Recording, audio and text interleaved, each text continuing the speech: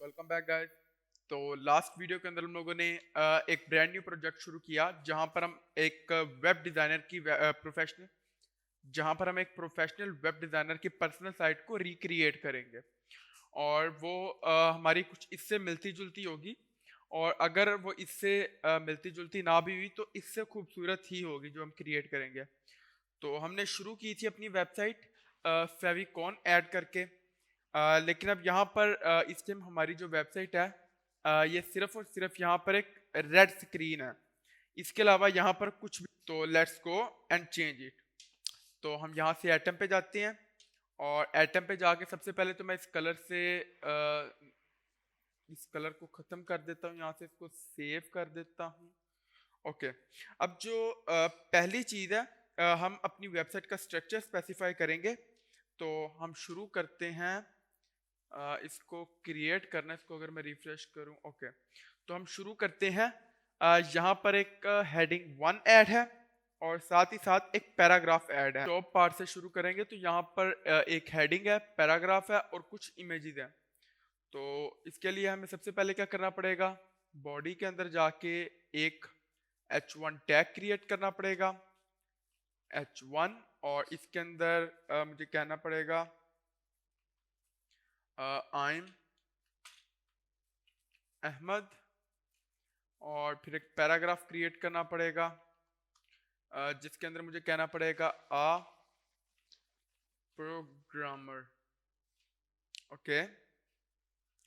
इसको अगर मैं सेव करूं यहाँ से और इसको अगर मैं रिफ्रेश, तो यहाँ पर ये हमें शो हो रहा है।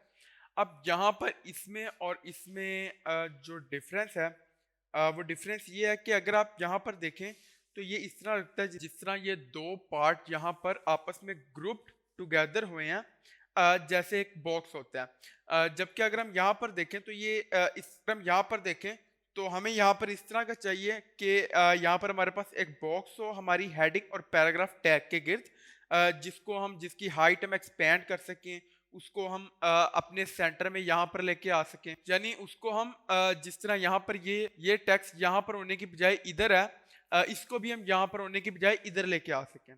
तो अब इसके बहुत सारे तरीके हैं, लेकिन जो सा तरीका हम यहाँ पर यूज करने वाले हैं वो एक HTML एलिमेंट है जिसको हम div कहते हैं। ओके, अब div क्या है? मैं अगर यहाँ पर वापस आऊँ, इधर मैं बॉडी के अंदर ऐड करता हूँ div। ओके, अब क्लास को एज इट इज रहने देते हैं। अब div क्या है? div एक HTML एलिमेंट है जो कि आपको अलाउ करता है आपके कंटेंट को डिवाइड कर, ताकि आप जो आपकी div है हर div को आप अलग से स्ट्रक्चर कर सकते। अब div जो है ये अपने आप खुद कुछ भी नहीं कर सकता जब तक आप इसके साथ CSS यूज नहीं करते। जिस तरह यहाँ पर मैं आपको दिखाऊं, हमने यहाँ पर div ऐड किया, इसको मैं सेव करता हूँ और यहाँ से जाके इसको मैं रिफ्रेश करूँ तो यहाँ पर अभी तक कुछ भी चेंज नहीं हुआ क्योंकि हमने यहाँ पर अभी CSS का यूज नहीं किया।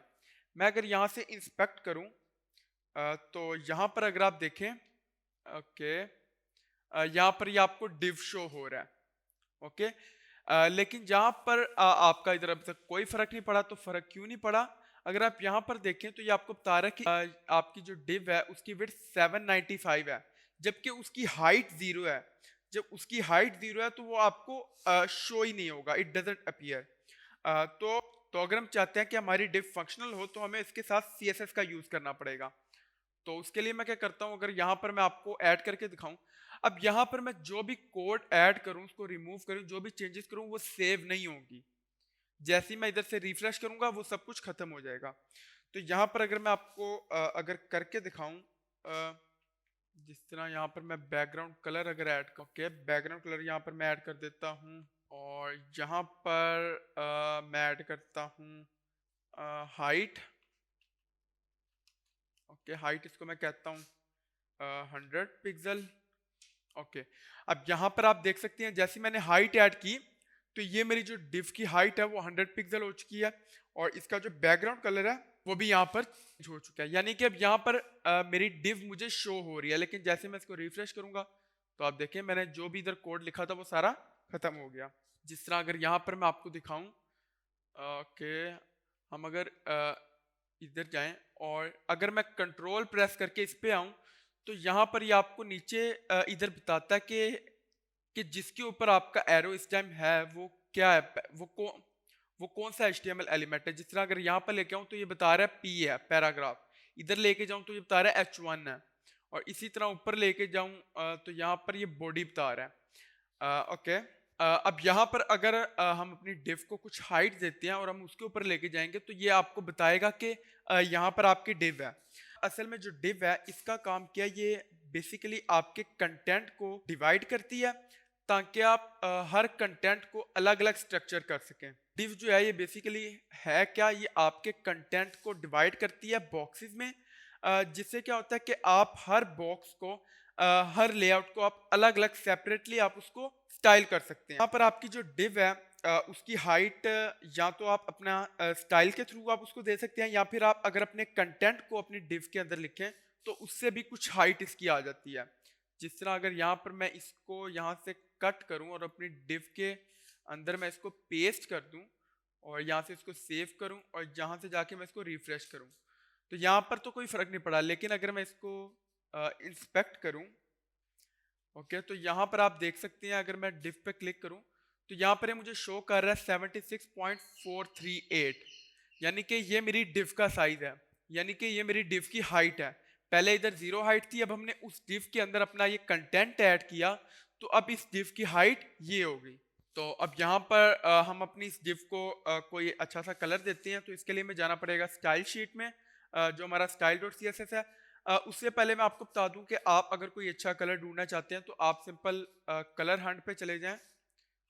कलर हंट जो मैंने आपको पहले भी पीछे आपको वीडियोस में बताया था, तो आप यहाँ से जाके कोई भी कलर चूज कर सकते हैं। हमारे पास कलर है तो मैं यहाँ से सिंपल एटम पे वापस जाता हूँ और यहाँ पर मैं style.css पे जाता हूँ और इधर मैं लिखता हूँ div, और इसके अंदर यहाँ पर हम बैकग्राउंड कलर इसका ऐड करते हैं, background colour hash E4 F9 F5, okay, semicolon. यहाँ पर हम इसका ये बैकग्राउंड कलर ऐड कर रहे हैं, इसको मैं सेव करता हूँ, यहाँ से मैं इसको, यहाँ पर ये मेरा डिव का बैकग्राउंड कलर आ गया। अब यहाँ पर अगर मैं आपको एक चीज़ बताऊँ, इसको अगर मैं क्लोज करूँ तो यहाँ पर आप देख सकते हैं कि मेरी ये जो डिव है इसके हर साइड पे थोड़ा थोड़ा मार्जिन है। तो ये मार्जिन क्यों है, जिस तरह मैंने आपको बताया था कि एक डिफॉल्ट CSS अप्लाई होती है हर चीज़ पे, तो ये उसमें से अगर मैं इधर बॉडी पे जाऊं और यहाँ पर अगर हम देखें तो ये देखें बॉडी के चारों साइड पे 8 पिक्सल का डिफॉल्ट मार्जिन सेट है। अगर मैं इसको यहाँ से इस पे डबल क्लिक करूँ और इसको 0 करूँ और एंटर कर दूँ तो यहाँ पर आप देखें ये फौरन से 0 पिक्सल हो गया।